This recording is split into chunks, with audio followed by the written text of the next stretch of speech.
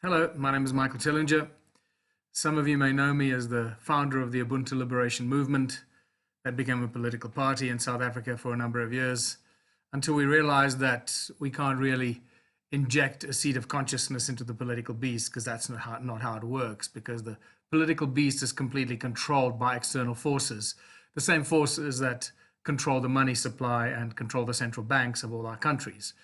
Well, I'd like to bring a message of hope, a message of clarity, and a message of sensibility to the people of South Africa and to all my fellow South Africans, and also to the people of the world who might find themselves trapped and in a corner, not knowing what to do. Unquestionably, we are in the darkest period in all of human history, where the entire world has been locked down. Within 6 weeks, the global elite have managed to shut the entire world down, where law-abiding citizens are being assaulted, being threatened, being arrested, being beaten up in public, and dragged off to jail, dragged off to court. Most of us have become prisoners in our own homes. We're being dictated to what we can and cannot do. All our civil rights, all our constitutional rights have been violated. And most people are absolutely petrified and live in fear, and they don't know how to respond. Our economy is falling apart, and there is no real indication that there's a plan of action to fix it, to patch it up, to find a solution for it. We need to start asking questions. How do we solve the situation? What are we going to do to get out of this? Are there solutions? Do we have a solution? I'd like to share some positive and exciting news with you about how easily and how simply we can find all the money in the world, as much money as we need, no matter what the amount is. It doesn't matter. As much money as we need to fix the problems, to fix the economy, to keep the small businesses going, to keep the medium size and the large businesses going, so nobody has to close their business, nobody has to lose their job, so that everything can carry on when we get back to normal. Well, where do we find all this money, and how do we find all this money that seems to never be enough to keep us going while the government is making up their mind as to what they're going to do with us, how long they're going to extend this insanity and keep people on lockdown and keep violating all our civil rights and human liberties? Well, there's a very simple way we can get out of this economic mess and find all the money we need. But to explain that, I'm going to talk about some subjects that some people watching this may not know enough about, and they might find it preposterous or outlandish or simply impossible or imaginable or conspiratorial, or whatever you may think. If you're thinking that this is not possible, what I'm going to share with you is not possible, then it simply means that you don't have enough information and you don't have enough knowledge about the banking and the financial systems, about the origins of money, how it is controlled, who controls it, how our central banks work, and how our central banks work with the rest of our banks and our governments to control what happens with our fiscal economy and our financial planning and so forth. Ultimately, the central bank of our country has the final say about how money is created, distributed to the people of South Africa. Several weeks ago, Donald Trump did something unimaginable, where he brought the Fed, or the Federal Reserve Bank, into the United States Treasury. Now, most people don't really understand what that means, but ultimately, what this means is that Donald Trump is taking control of the printing and the creation of money in the United States. Now, how does that work? What does that mean? Well, first of all, let me explain to the people that aren't aware of this.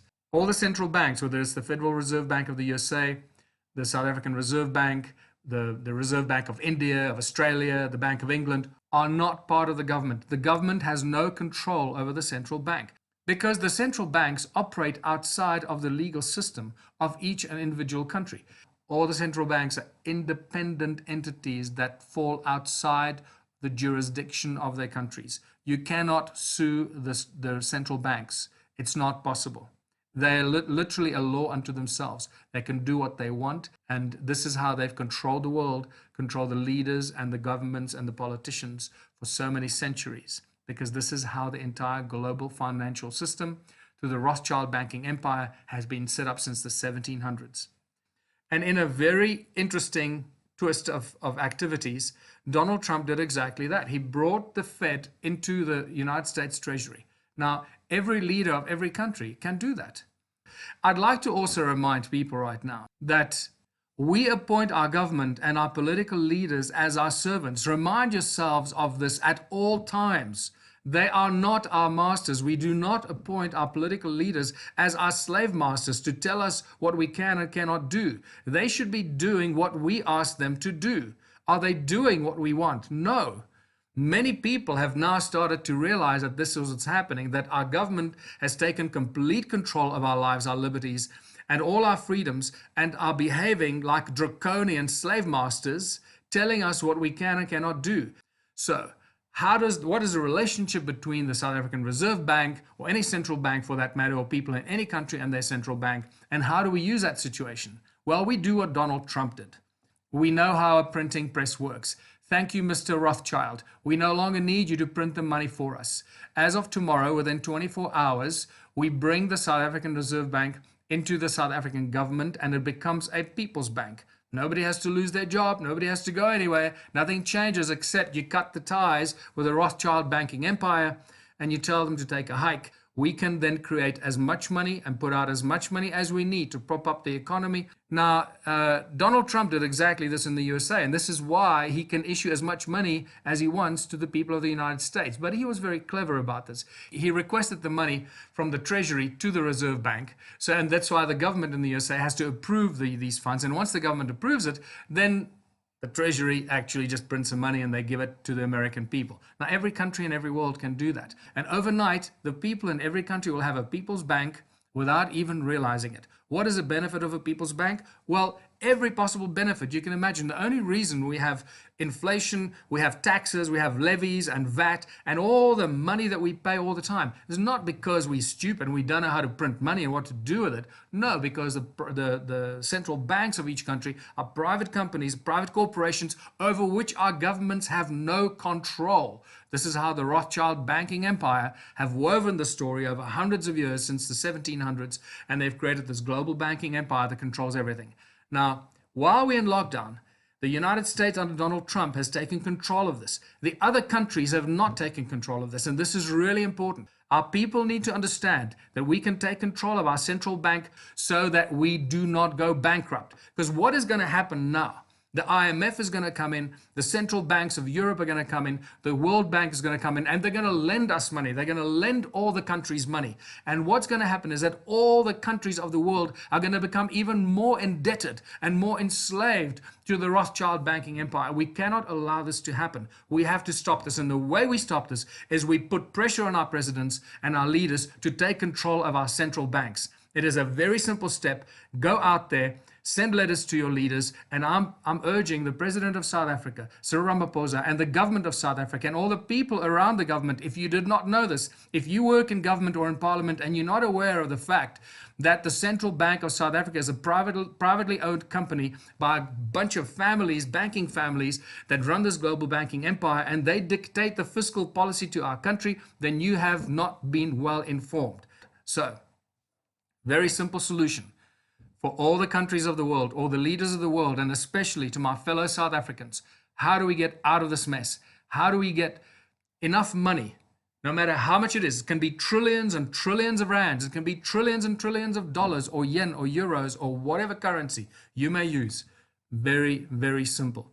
First, people need to understand how the money system works, who's in control of the central banks, the relationship between the central banks and their respective governments and parliaments, and how that relationship works, and the absolute control that the central banks have over our governments. So, what is our government going to do? Mr. Ramaphosa, tell the Rothschilds to take a hike, and we can control our own destiny. I'm sick and tired, like 55 or 60 million other South Africans. We are sick and tired of being the slaves of the Rothschild banking empire. We are sick and tired of working like slaves, not even knowing who owns our country, that our country is owned by a bunch of bankers from Europe. This is despicable, it's unacceptable, and we need to change it. They have taken control of everything. They've taken control of our land, our minerals, all our rights. And you, as the President of South Africa, and the government and the parliament around you can do something about it. The people are waiting for you to save them. You can be the hero, followed by many other leaders around the world, to save the world and free all the countries of the world of hundreds of years of financial and economic slavery imposed on all our countries and the billions of people around the world through the Rothschild banking empire, we can break this literally overnight. Now is your opportunity. This is the opportunity of the conscious global leaders to do the right thing for their people. Please watch my other video on One Small Town Can Change the World. You can go to ubuntuplanet.org to learn a lot more about our strategy, One Small Town Can Change the World. And you'll find out how easy it is to turn the whole country into a place of abundance and prosperity for every single one of us. Until later, this is Michael Tillinger. Bye for now.